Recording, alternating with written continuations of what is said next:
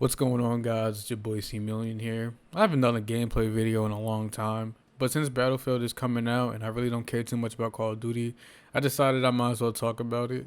Got some Battlefield 3 gameplay here. I usually don't play mouse and keyboard, so you're gonna see me get shit on a lot, but I think I made some pretty good plays.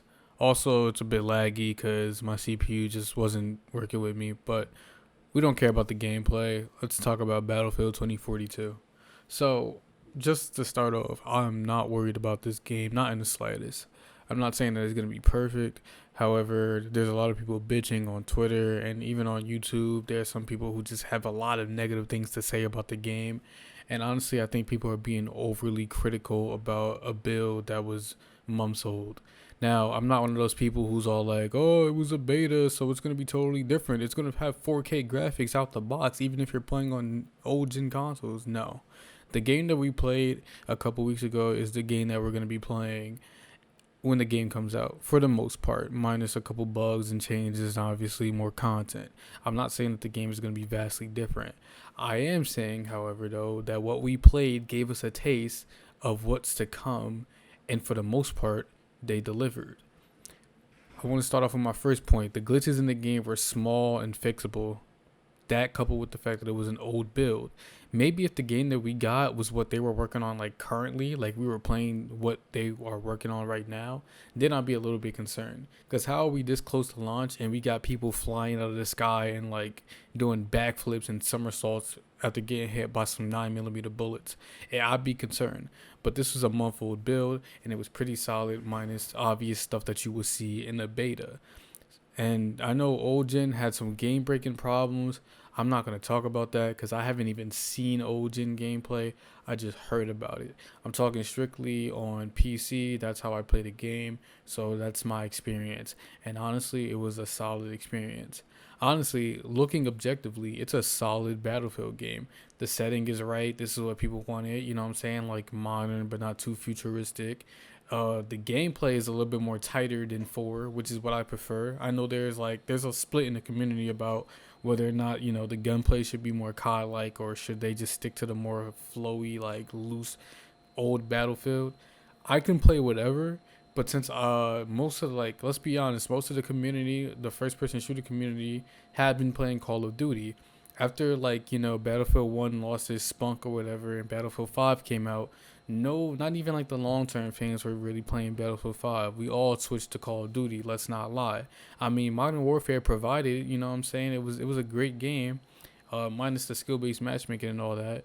We all a lot of us migrated to the more arcadey style. So I think DICE made a good decision trying to keep that consistency up.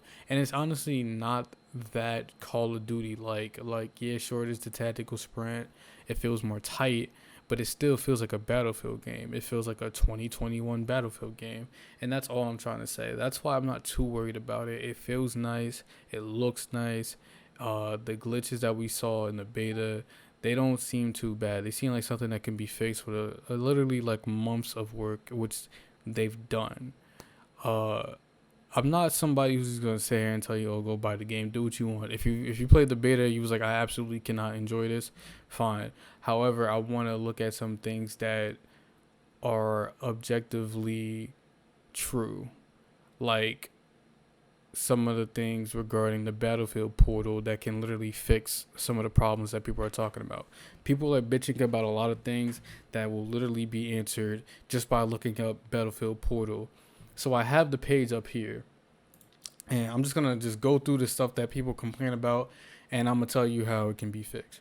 So there's a lot of people. There's a huge split in the community. I think this is the most debatable thing here, is whether or not the specials belong or whether or not they are balanced or yada yada yada. As you guys know, there's specialists in the game. They're taking a more hero shooter approach where each person, each operator has special abilities and stuff like that. You know what I'm saying? Like pretty much what every game is doing nowadays. And me, I'm indifferent about it. I tried it out. The grappling hook is fun. I don't really use that stem shooter that the medic girl has. Not really a big fan of that. I'd rather just be able to, just revive people from a distance like how they usually had it. But I guess they do have to balance the game somehow.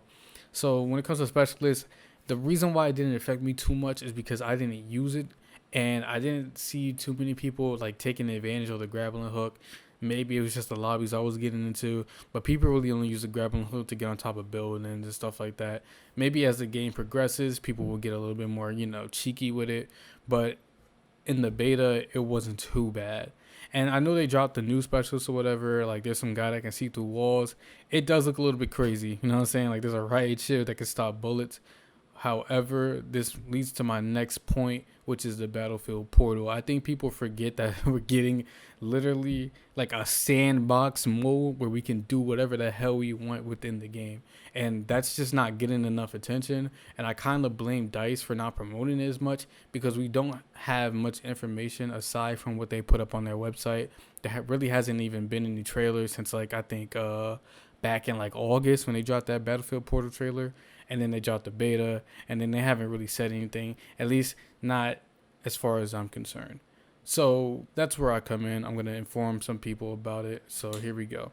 So like I said, the specialist, people were bitching about it.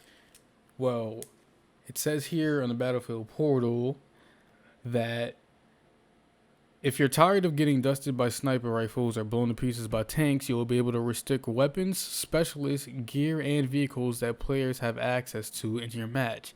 So what they're basically saying is, with the Battlefield Portal, you can literally get rid of anything that you don't like. Like, they're literally saying, like, hey, remember, this shit that we worked hard on, the stuff that we came up with, all the concept and stuff like that we worked on? Yeah, you could just turn it off with the flick of a switch. In 2 seconds, you can render months of our work useless for your enjoyment. And they take it a step further. It says here under the mobility, it says using Battlefield 2042 settings, you can enable/disable players' ability to aim down sights, go prone, and more. We're giving you the options that allow to play these Battlefield experiences as authentically as possible, or to instead enjoy them with the conveniences of modern gaming experiences. For example, if you want a more authentic 1942 experience, you can switch off sprinting and disable health regeneration. Well, there you have it. People who are not fans of tactical sprint, you can probably turn that off. I'm probably like 80% sure you can turn off the tactical sprint and just have like a Battlefield 4-ish server where you have no tactical sprint and you could restrict classes. Oh, I didn't even get into that. It says here that you'll be able to change the team ratios, tweak victory conditions, restrict weapons, and even put different factions and different eras in Battlefield's history against one another. We already know this, but I'm trying to reiterate it because there are a lot of people complaining about things that can literally be changed within the Battlefield Portal. Now, there's one counter argument to this, and it's that people won't play anything other than vanilla servers, which I think is completely false. Custom servers, ever since, at least on PC, ever since Battlefield 3 have been a staple of the game, and it's probably like the most fun that you're ever going to have because people tweak things, they kind of change things and make stuff so that it's more fun and more in tune with the general audience's opinion. For example, you can see right here, I'm playing Battlefield 4. I'm playing Team Deathmatch, one of the most fun modes, on Operation Locker, one of the most chaotic maps, with a 400 ticket score limit. Like, that's not vanilla. That's not what they promised when the game dropped in 2014. But here we are, because of custom servers, we can play like that. And I'm pretty sure the same thing is going to happen with the Battlefield Portal, where people like, okay, look, we're going to be doing a throwback server, Battlefield 4 style. No tactical sprint. Classes are restricted to your guns and no specialists. Go have fun. And people will play that. Like, people are going to play that. No one's going to be playing on the official servers within like a month of the game. Like, once people get the hang of how the Battlefield Portal works, they're going to gravitate towards the more like old style or like just a new spin on stuff like that. Basically what I'm saying here is that like they're giving us something that we're gonna have fun with for years to come. And I'm not saying that the game is perfect or that Battlefield Portal is this God-sent feature that's gonna fix the game and that we're gonna have to do the dirty work and make the game fun ourselves. I'm just saying they gave us the tools to tailor the experience, and the fact that no one is acknowledging that is kind of, it's making me worried. My last point has nothing to do with the game itself, but rather the community. And I just wanted to, put my opinion out there and just to see if anybody agrees. But when it comes to Call of Duty versus Battlefield, it seems like there's a more loyal fan base on one side, and I think you guys know what I'm referring to. Call of Duty, obviously. Like, literally, Infinity Ward put out this new engine, and that was great and all. And I think Modern Warfare 2019 deserved the praise that it got, minus a couple things regarding the multiplayer that just makes the game not fun. And that was all great, and I think it was a step forward in the right direction. Then Cold War came out, which was a COVID game. I call it the COVID Cold War because it was a game made during a pandemic, and it was a step backwards in terms of how the game felt, but a step forward in terms of pacing and what they needed to do to make the multiplayer more fun. And when Vanguard was announced, I was at first turned off by the setting. I don't think we needed another World War II game. But then again, what can you do? We already did Cold War. We already did Modern. I think the only way, the only step forward was just to go back a little bit. And I guess they decided World War II was the best way to do that. And a lot of people agree with me. But even that being said, people are still getting hyped for this new game. And then we got the beta, and there were some glaring issues, pun intended, because that sun was fucking blinding people's eyes off. But even still, there was a lot of positive reception. Like, regardless of how much people hate Call of Duty, they're still going to go out and play it. Whereas on the Battlefield side, people find one thing wrong that can be fixed with the portal, mind you. And there's like, nah, I'm taking my pre-order back. Is this a good or bad thing? I don't know. It really depends on the quality of the product. But the consumerism on the Call of Duty side is really driving home some of the points that I'm making here in terms of like whether or not the fans are loyal, which has an effect on the game, mind you, because the amount of loyalness and support that Call of Duty is getting is what drives these updates to keep coming, what drives the support. They stopped like when the what's it called? The Battle Royale mode dropped for Battlefield 5. It was shit. People had a right to like not play that. But it was the fact that people were like just giving up on DICE completely is the reason why Battlefield 5 didn't succeed as much as it should have. Because people saw some issues that they didn't like, small things that could have been fixed, and then they was just like, nope, not playing. I'll just take my money elsewhere, which is fine. I think that's the right thing to do in most cases, but here I think we're getting a little bit overcritical over this game.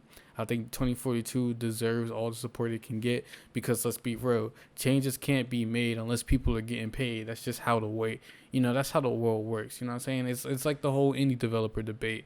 Oh, people don't want to play indie games because they don't want to spend money on something that they might not like. Well, indie games won't get good until people get money to make good games. It's the same thing with these big companies as well. If we choose to not support the game and at least praise it on what it does right, hence like, the Battlefield portal, then we're never going to, we're not going to get anywhere. It's just going to be this constant cycle of just bullshit.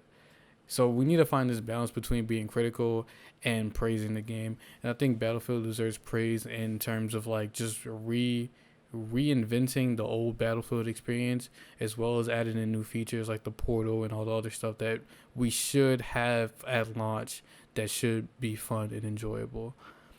If you want to cancel your pre-order, fine. If you want to wait till it goes on sale, fine. If you want to wait a year for it to become free on EA Play, that is also fine. I think that's the smartest decision.